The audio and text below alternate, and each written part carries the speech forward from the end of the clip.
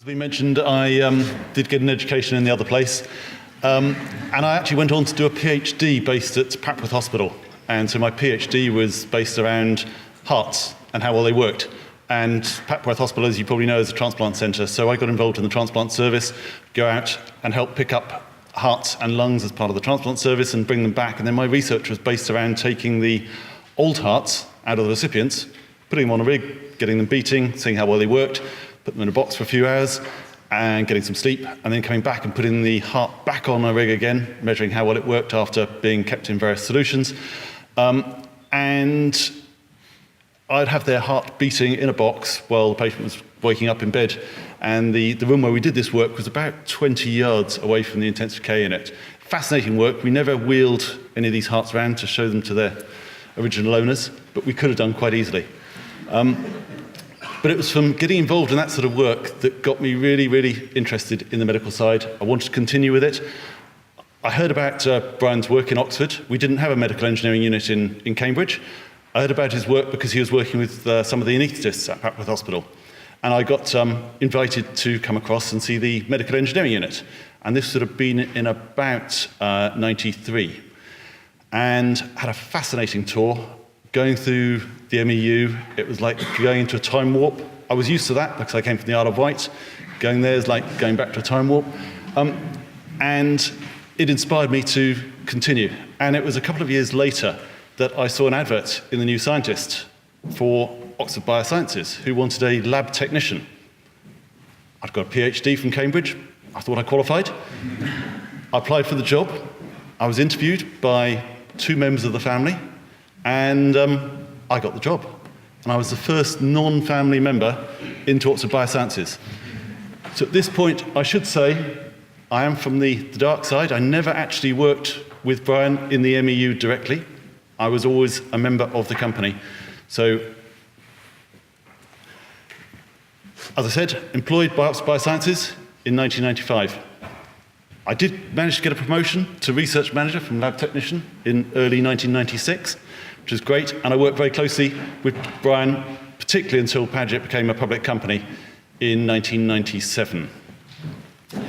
So, where did we start? Now, you'll have seen some of these images already, but it was a really, really simple concept. You accelerate drug particles to a sufficient velocity so they penetrate the skin. Why had it never been done before? Nobody really knows, but it hadn't. It was novel, and the patents are out there to prove it. So the device itself, you've seen this image, but just to explain in a bit more detail, the canister at the top is filled with high-pressure gas. When the button is pressed on the top, an O-ring releases the gas into this chamber. The drug is held between 2 membranes. The pressure builds up behind the membranes burst, and the drug particles are accelerated down the nozzle and into the skin. And around the side, we have a silencer to try and reduce the sound that's made. So every component of this could be a 3, 5, 10-year research project. And we had to do research projects on all of these components and build it into a commercial device. So although it's a very simple concept, it was actually a very, very complicated device. So the patent, the key patent, it's the one that David showed earlier, has some very important points in it. Needle syringe, great. Tubular nozzle. Rupturable membranes, we've talked about, that close off the nozzle, and then gaseous pressure sufficient to burst the membranes, produce through the nozzle a supersonic gas flow in which particles are entrained. So a supersonic gas flow. And we've heard about the science behind the supersonic nozzle. That's great. That was the main claim, and then further down, a method claim. Therapeutic treatment, transdermal delivery of particles, powder therapeutic, velocity in the range of at least 200, and preferably 200 to 2,500 meters per second. Very fast. In which particles have the size predominantly in the range 0.1 to 250 microns, density 0.1 up to 25 grams per centimeters cubed. Important to have a high range of densities because standard drugs, density about the same as water, but the device is also being used for gold particles, which have a much higher density. I'm not going to do a lot of science, but just to give you a little flavour of how difficult this is, because you're picking up these particles We know the gas is going very fast, how quickly the particles picked up, what velocity do they get to, do they all get to the same velocity, do they all go to the same depth? If we take gold particles, we needed very small gold particles to get into cells. So we typically had about a 2 micron gold particle. Fine. That can fit into a 10 micron cell. If you take a 2 micron gold particle and you have another one beside it that's 2.5 micron, a 2.5 micron gold particle is almost exactly twice the mass of a 2 micron gold particle. So we're talking about radius cubed to get the mass and the density, through the density. So going from a 2 micron to 2.5 micron, you're doubling the mass. If that's going at the same velocity, they're going to go to different depths in the skin. So it was really complicated trying to control all the parameters to get this device to do exactly what we wanted it to do. So I could talk for hours on each of the components in this. I'm going to take just one component and talk about some of the work that was done on it. And this is a component you've heard about already. But before I get into that, I should say we were trying to get from this research to the commercial aspect. The drug that we were using was a drug called lidocaine hydrochloride. This is a much more sensible drug to be using than salt. It was a commercially available drug, and it's a local anesthetic agent. And the idea was that you could fire this onto the skin, and we could take a needle, and after a couple of minutes, you could tell that the skin was anesthetized, which is fantastic. We couldn't do all of the development of the device ourselves, so BOC was engaged very early on to help develop the microcylinder, so turn this engineering piece into a commercial gas cylinder, and that was fine. That moved ahead. And it was in late 2005, 1995, that should say. Paul and Elsbeth were leading the company, and they got interest from a major Swedish pharmaceutical company. And they came back and they said, we've got this fantastic opportunity, but there's an issue with the device. We're not hitting a large enough surface area. We need to increase the target area to 2 centimeters squared, so a diameter of approximately 16 millimeters across.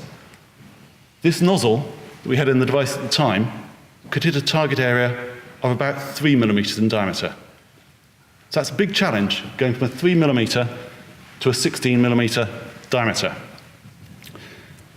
As we've already heard, a lot of science had gone into the nozzle to get our supersonic gas flows, which are the core of the technology.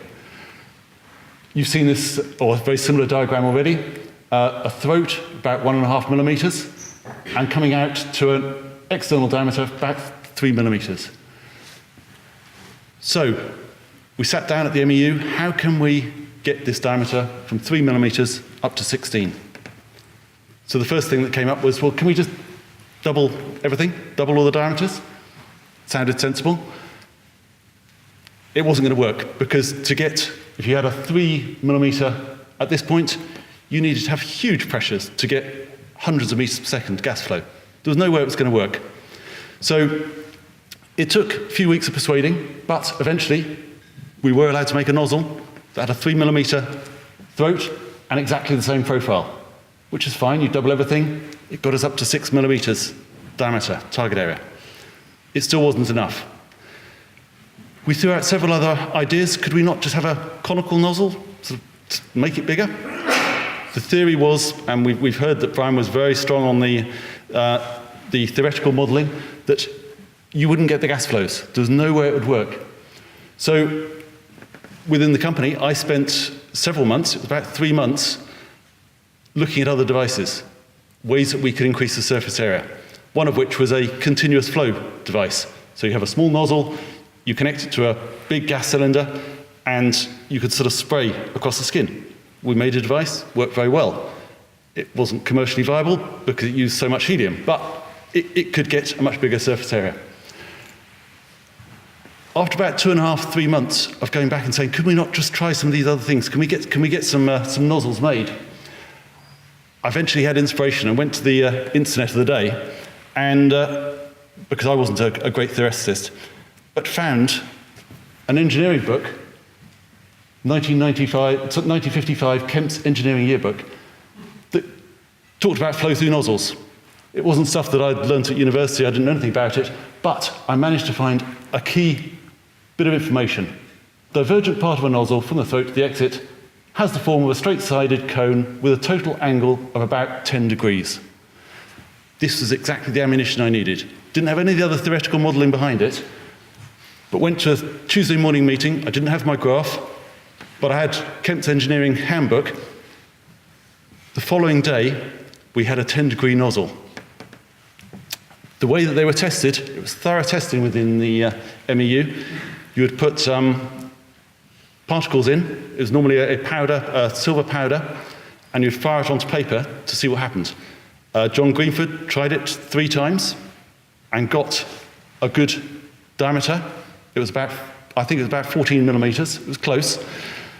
Within 3 more days, we had got nozzles of 10 degree, 11 degree, 12 degree, 13 degree. And it was fantastic, and we were off. This was one of the early things. So you can see here, June 1995, which is when I joined the company, the Mach 3 nozzle. You can see the diameter we're hitting here, 2 or 3 millimeters. The wide bore Mach 3 nozzle, it took us till January to get one of those made, and it was 3 months later that we got our first conical nozzles. But as soon as we'd got those, we were away.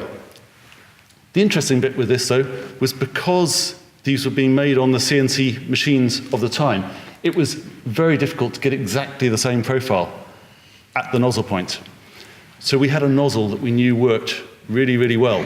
So when our pharmaceutical partners came back, we had to demonstrate that we could hit the target area they wanted.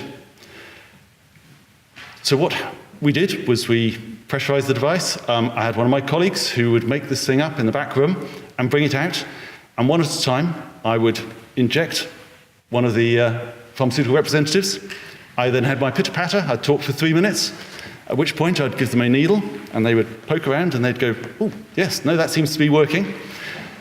That 3-minute time span gave just enough time for my colleague to go into the back, take another cassette, refill the gas canister, put it back on exactly the same nozzle, because it was the only one that we were sure worked, wrap the device up, heat seal it, so it looks like a brand new product, and 3 minutes later, would come back out to the next one. We were asked a couple of times whether we could do it all at one go. We said, no, it's far better if you all do it one at a time. And it worked every time. But we did need to move to different ways of manufacturing things because we had to ensure, obviously, that everything was done exactly the same every time.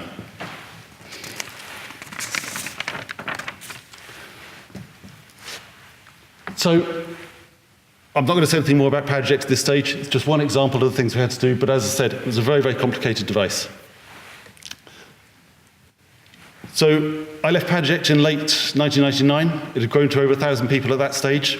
I joined Oxford BioSignals, which was one of Lionel's companies, another spin-out from Oxford University. But I had the ambition to start my own company. And this is where my beach moment came in. We've heard about Brian's beach moments already. I went to the Maldives. My wife insisted on having a beach holiday before she would start a family. I wanted to start my own company, and I thought, right, I've got to have the right idea. Needs to be something to do with injections, because that's what I know about now. So I sat on the beach, thinking, what could you inject into the body? As an engineer, I went through a process. It's got to be a solid, a liquid, or a gas. Probably I don't want to inject gases into the skin, so I've ruled those out, so it's solids or liquids.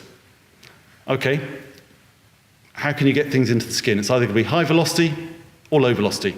Okay, high velocity injection of solids. Well, that's what PowderJect do.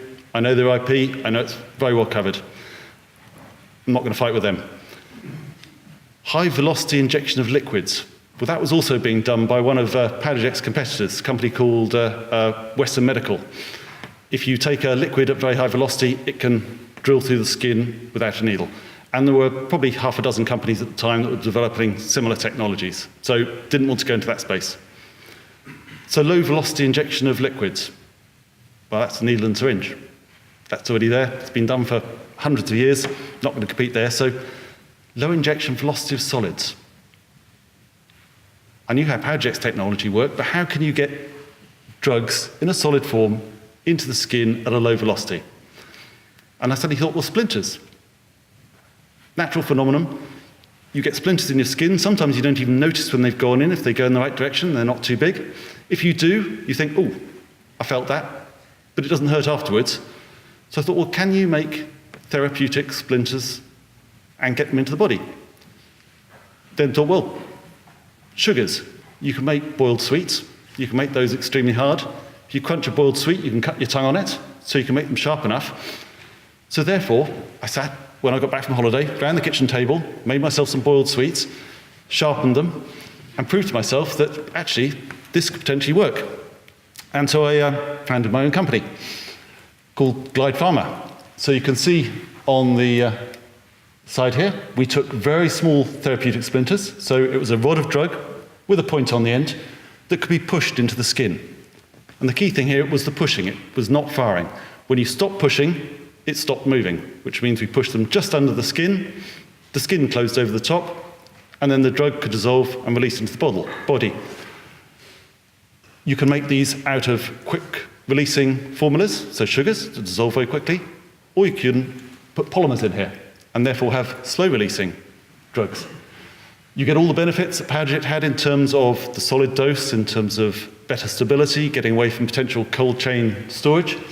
But we had also a very, very simple device, which I happen to have one with me. So it had a drug cassette, which contained the drug, and then a simple spring pad device. Cassette went in the end of the device, obviously not through a jacket, but against skin, push, click, and it's done. Take it away, throw the cassette away. Drug's being pushed into the skin, and very, very simple. And it was really the inspiration that I got from PowderJect that took me on to my next stage, which was founding Pharma. I'm still working in the drug delivery space, and so I owe a lot to PowderJect and to Brian for taking me in those directions. So I have one last slide, which is a couple of memories that I have of Brian, and I'll put it up. But it's the way that I always remembered the MEU.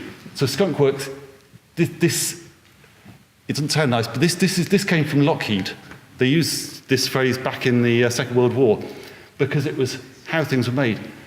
The MEU, it was a fantastic place for making things, getting things done, but outside of organisational procedures, which we had within PowderJect, and we had to have to make regulated products. But it meant that we could get things done normally very quickly. Having got Brian's confidence, when I then went down and asked for other bits to be made, you would often get them made overnight by the technicians there. It was fantastic. It allowed us to move very, very quickly. And without those facilities, I don't think that the company would have moved nearly as fast as it did. And the last image, this is something that reminds me of Brian. I had my 30th birthday. I won't give a date, but you can work it out because it was a month before PowderJect floated. And I invited quite a number of people. Brian came along for my 30th birthday, which was fantastic, a very busy time, and other senior members of the company, and he brought with him a milk pan. We still use it regularly. You can still see how well it has been used over the last 20 years. And every time I get that out, I think of Brian. Thank you very much.